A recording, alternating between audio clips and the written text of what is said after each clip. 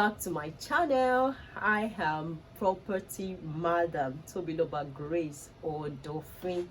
Yes, I started a series on how to be a successful real estate married woman, or how to be successful as a married woman doing real estate. And I already mentioned some things. You can check my last video.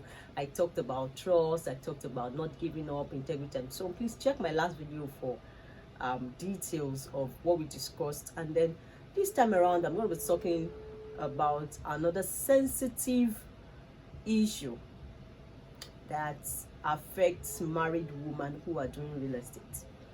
And you see, I told you I'll be sharing my own personal experience of over 10 years. I've been doing real estate now for over 10 years as a married woman. And this is going to be helping both married women and single lady who are trying to be married, who are planning to get married even as a realtor.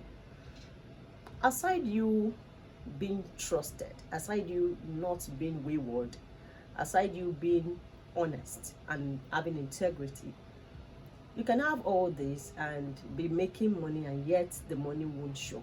So I'll be dealing with how to manage commission and family needs as a married woman. And the second thing I'll be mentioning is how to handle children as a married woman. And the third thing is how to take good care of yourself as a married woman realtor. Number one, I want to mention how to manage commission. You see, this particular topic, it's a very, very sensitive one, because we all know that there's so many things that affect marriage, so many. But one major thing that I have discovered affects marriages is money. Is either the love of money or the absence of money. You discover that when a man has money, that is when you know his true color. And same time, sometimes it also happens to women. When you start making money in real estate, we are naturally wired to love and care as women, especially when you now have children. Oh, you want to shower all the love on your children. That is when you will discover that the socks they wear to school. I'm laughing now. I'm sharing my experiences. The socks they wear to school is, oh, I think it's old now. We need to repair, or we need to replace. Or they wore that shoe for a year, even though it's not yet worn out, it's still good. You want to change. Now the reason why I'm doing this is because I don't want some people to make the mistake I made. And I also want to share the lessons I've learned. Now, when you receive commissions, take for instance, you sold a property worth 25 million naira. Depending on, this is not a place where I'll be sharing with you different fields of real estate. No, you can check all my videos on how to play in real estate as a realtor. You just made money. Let's assume, okay, you got 5% of 25 million naira. And what's 5% of 25 million naira? Can we do the math? That's about 1.250. In Nigeria that we have presently is a lot of money. It's very good amount of money, which of course can pay your rent. If not pay your rent, pay part of your rent and meet some bills and family needs. Hey, my dear sister, that 1.250 you just made is not your commission. That is not your total commission. From that, your 1.250, number one thing you need to do is remove. If you're a Christian, fine, you can go ahead and remove tithe and pay to church and offering. Remove at least 30%. At least 30%. Set it aside for rainy season, for days where you know that there will be no deal to close. Let it be somewhere resting. And then you see, until you plan your, like I said, I told you in the last video, you should have a vision. Until you see yourself as a different entity from your business, you may be working and not see the reward of your business, or the reward of your work rather. You just see that you kept going out, you make money, and at the end of the day, you can't find it. And it's not your fault. We are wired to care, and as women, if we're not careful, we end up losing everything, giving and giving and giving and giving. You carry pregnancy, you gave birth, all they gave you was semen, you turned it to baby, you delivered it, cared for the baby. Now it's time to work. You worked and worked and worked. The next thing you want to give everything. I'm not saying we should not give. I'm coming to what you should give. Now, what came into your business, you have to see it as a business. You need cash flow in your business. You don't just turn everything that comes into your hand because we want to pay house rent. We want to pay house rent. I don't want the landlord to throw our things out. Hey, before you started that business, you've been paying house rent too. And now the business has brought in some fortunes and brought in some money. That money is not, you don't turn everything into family need. See, and that is why I said have a vision. Your vision, your husband should also be able to read it. He must see it. Honey, this is my vision. Or sweetheart, this is my, or baby, whatever you call it. This is my vision for this business.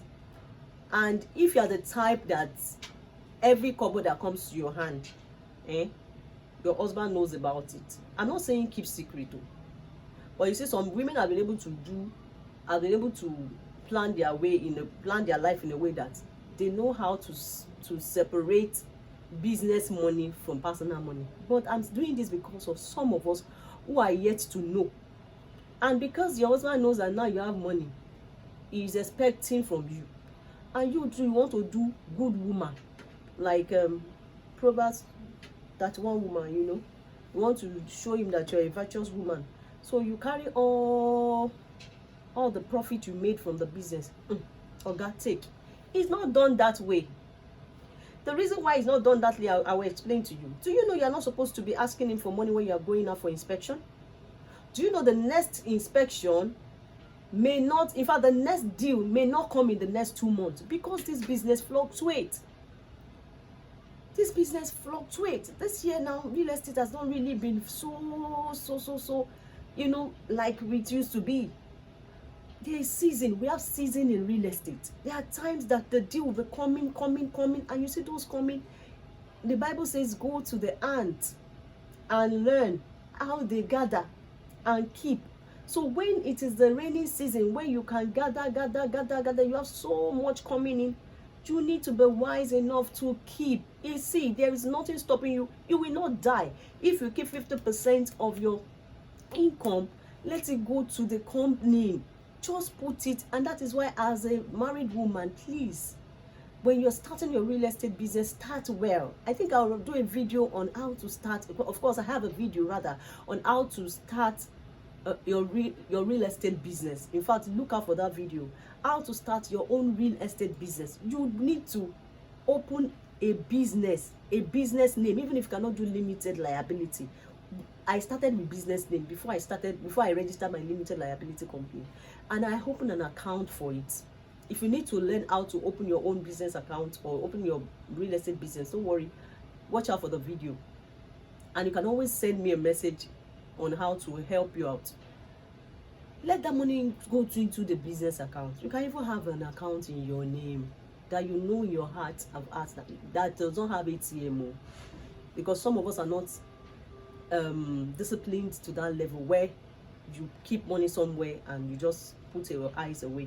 50% of the commission goes there. Number one, when you need money for inspection, because there are always needs in the house, and needs don't finish. That's one thing I have come to discover. Our needs are so insatiable.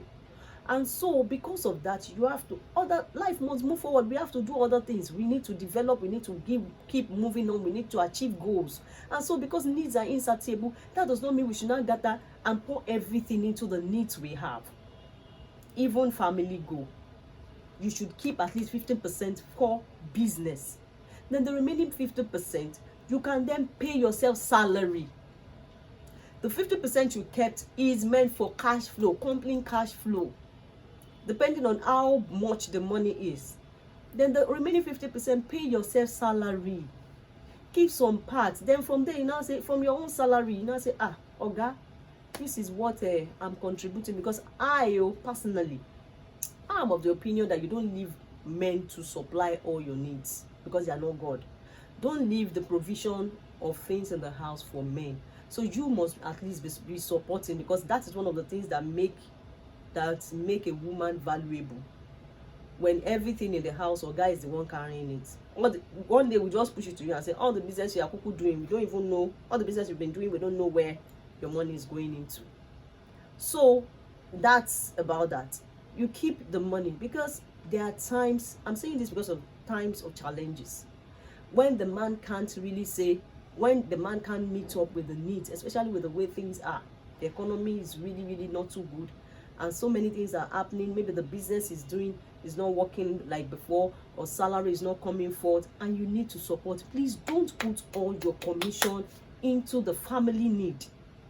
This is not the time to say you want to change school bag when the school bag is still good.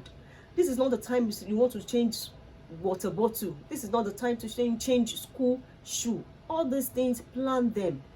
Thank God they have terms. First time, second time, third term for children. Please, the one you have bought for them at the beginning of the time, if it's still good, don't say you want to go and buy. Some of us are so carried away. We can be so carried away, we buy. Women, we buy a lot. Somebody brought jewelry. I just made commission. You want to buga, you bought. This one came, brought ashwebi. And you know that, okay, I'm not saying don't buy ashwebi. If you can afford it, please go ahead. But please save for other days that you will not have anything. All right, I think I've dwelt enough on that. If there's any question you want to ask me on that, you can go ahead and